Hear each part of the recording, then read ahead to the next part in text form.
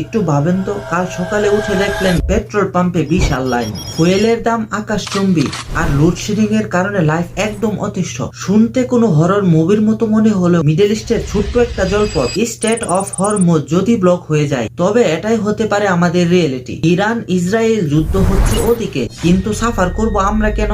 আজ কোনো boring lecture নয়, একদম সহজ করে বুঝবো আসলে এই ক্রাইসিসটা কি।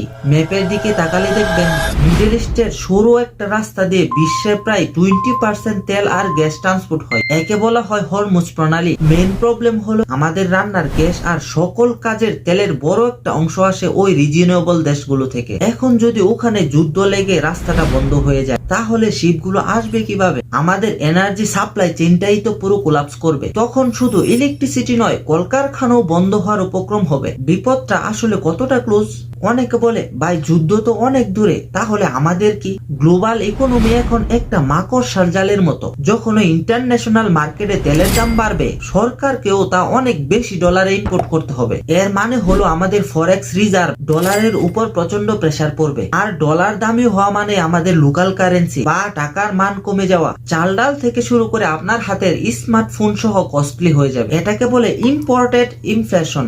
মানে যুদ্ধ হচ্ছে 1000 মাইল দূরে, কিন্তু ইফেক্ট পড়ছে আপনার পাশের মুদির দোকানে। আমি এখন এই রিজিয়নে আছি, তাই আমাদের রেমিটেন্স যোদ্ধাদের টেনশনটা খুব কাছ থেকেই দেখতে পাচ্ছি। আমাদের প্রায় 1 কোটির কাছাকাছি মানুষ এই মিডল ইস্টে স্ট্রাগল করছে। যদি এখানে বড় কোনো মিলিটারি কনফ্লিক্ট শুরু হয়, তবে এখানকার কান্ট্রিগুলোর ইকোনমি স্লো হয়ে যাবে। প্রবাসীরা যদি ঠিকমতো রেমিটেন্স না পাঠাতে পারেন বা অনেকে জব হারান, তবে বাংলাদেশের ইকোনমির ব্যাকবোনটাই ভেঙে যাবে। এটা শুধু একটা দেশের ক্রাইসিস না, এটা সবার ফ্যামিলির সার্ভাইভ করার প্রশ্ন। তাহলে সলিউশন কি?